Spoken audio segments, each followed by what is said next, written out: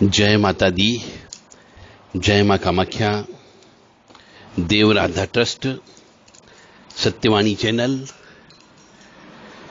कामाख्ये वरदे देवी नीलपर्तवासिनी त्वं देवी जगत माता योनि मुद्रे नमस्तुते। कामाख्ये काम संपन्ने कामेश्वरी हर प्रिये काम नाम देहि में नित्यम कामेश्वरी नमस्तुते। कामदे काम रूपस्ते सुभगे सुर सेविते करोमि दर्शन देव्यम सर कामार सिद्धयेत। ओम महेशानी महामाये चामुंडे मुंडमालिनी आयु आरोग्य ऐश्वर्य देहि में देवी परमेश्वरी। ओम जयंती मंगला काली भद्रकाली कपालिनी दुर्गा क्षमा शिवा धात्री स्वाहा सदा नमस्तुते। ओम सर्वमंगल मांगल्ये शिवे सर्वासादिके शरण्ये त्र्यंबके गौरी नारायणी नमस्तुते। दुर्गति नाशिनी दुर्गा जय जय, काल विनाशिनी काली जय जय, उमा रमा ब्रह्माणी जय जय, सीता राधा रुक्मणी जय जय, महालक्ष्मी नमस्तुभ्यम सुरेश्वरी हरि प्रिय नमस्तुभ्यम दयानिधि। काली काली महाकाली काली के पाप नाशिनी खड़ग हस्ते मुंड हस्ते काली काली नमस्तुते। काली काली महाकाली काली के परमेश्वरी सर्वानंद करी देवी नारायणी नमस्तुते। नीरहार हार धनसार सुधाकरम महाकल्याणम दा कनक चंपक दाम्बुशाम पुतुंग बिन गुजकुंभ मनोहरांगी वाणी नमामि मनसा वत्सा विभूत्ये। ओम ऐं सरस्वत्ये नमः। ओम ह्रीं दुंदुर्गाय नमः। या जल जल प्रज्वल अग्निरूपाय ओम हौं ह्रीं श्रीं ज्वाला देवी नमो नमः। देवी प्रपन्नताति हरे प्रसीद प्रसीद मातर्ग जोखिलस्य प्रसीद विश्वेश्वरी पाहि विश्वन्तमीश्वरी देवी चराचरस्य। शुभं करोति कल्याणम आरोग्यम धन संपदा शत्रुबुद्धि विनाशाय दीप ज्योति नमस्तुते। योनि मात्र शरीराय कुंजवासिनी कामदा रजस्वला महातेजा कामाक्षी ध्यायताम सदा। काम प्रिया कामरता कामा काम स्वरूपिणी कामिनी कामिनी काम्या कामुका कामचारिणी काम बीज स्थिता काम पीठ निवासिनी कामदा कामहा काली कपाली करालिका। देव राधा ट्रस्ट सत्यवाणी चैनल से आप तंत्र के विषय में अब ज्ञान प्राप्त करेंगे। बिना पत्रिका मिलाए यदि विवाह किया है, जिसको हम बोलते हैं लव मैरिज, मनुष्य प्यार में अंधा हो जाता है तो वह पत्रिका को भी नहीं मिलाता है।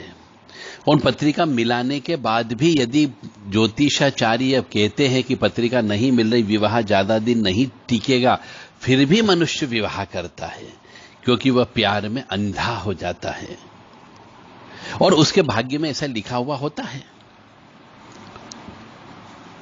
अब जब तनातनी प्रारंभ हो जाती, साल 2 साल 3 साल के बाद में, कभी कभी 10 साल के बाद में पति पत्नी के बीच में संबंध विच्छेद होने की नौबत आ जाती है।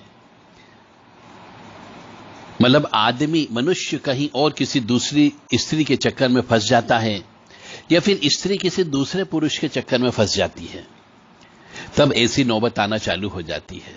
या फिर कई बार ग्रह नक्षत्र नहीं मिलने की वजह से जो पुरुष होता है वह पुरुष आध्यात्मिकता की ओर चला जाता है तो वह स्त्री में इंटरेस्ट लेना बंद कर देता है, यानी स्त्री के साथ सोना उठना बैठना बंद कर देता है।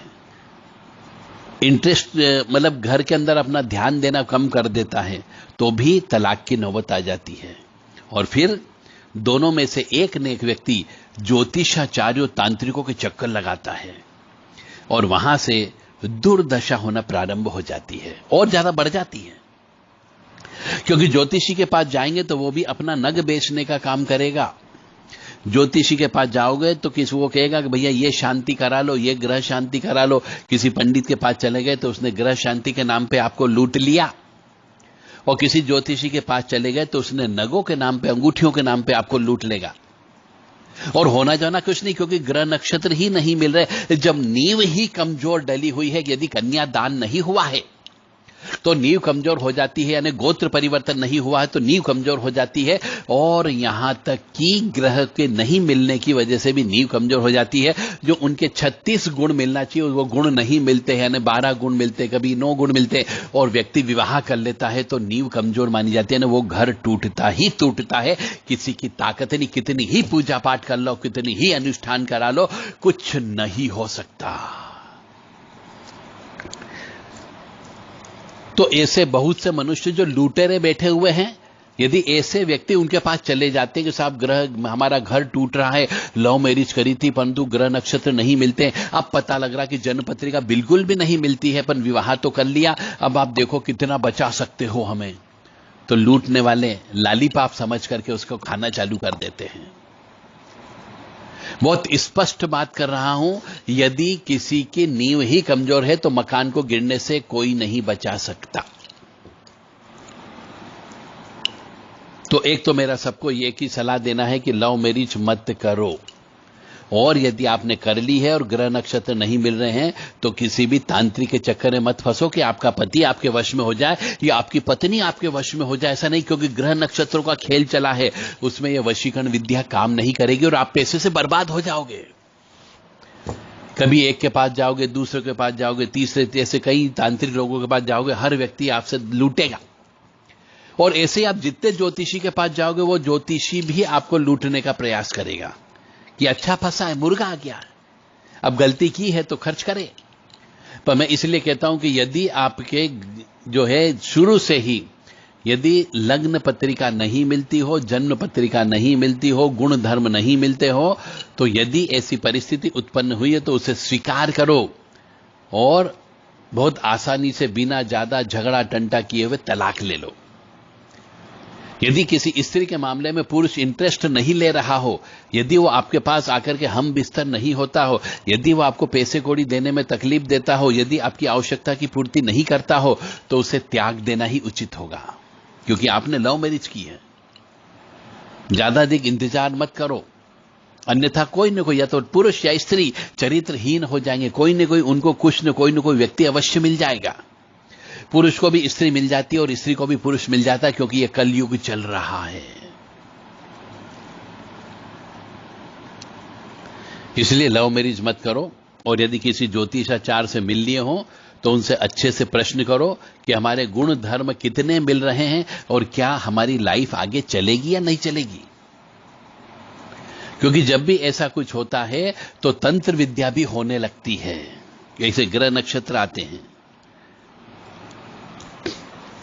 तो जब तंत्र विद्या, एक स्त्री अपने पुरुष के ऊपर वशीकरण करने के लिए तंत्र विद्या कराती है, और कई बार पुरुष अपनी स्त्री को वशीकरण करने के लिए तंत्र विद्या करवाता है, तो उसके घरों में प्रेतों का वास हो जाता है और धीरे धीरे दोनों के अंदर लड़ाई झगड़ा होता है, तनातनी होती है, वशीकरण जबरदस्ती उनको रहने के लिए मजबूर किया जाता है, और प्रेत लोग ये काम करते हैं। तो घर के अंदर लड़ाई झगड़ा होना बहुत स्वाभाविक बात हो जाती है, और उस वजह से क्लेश तो, अशांति तो रहेगा ही रहेगा। इसलिए आप कोई भी तंत्र विद्या न कराएं अपने पति के वशीकरण के लिए या पत्नी के वशीकरण के लिए, और न ही कोई ग्रह शांति कराएं। यदि ज्यादा गुण धर्म नहीं मिलते हो, ग्रह नक्षत्रों का बहुत ज्यादा दोष हो, तो बिल्कुल भी पूजा पाठ से कोई फर्क नहीं पड़ेगा। जय माता दी, जय मां कामाख्या। हमारा धर्म था आपको ज्ञान देना कि आप बिना वजह अपने पैसे बर्बाद न करें। अब आपकी इच्छा है, यदि आप पैसे खर्च करना चाहते हैं, आपके पास पैसा ज्यादा है, या फिर आप कंगाल होना चाहते हो तो पैसे खर्च करिएगा। जय माता दी, जय मां कामाख्या।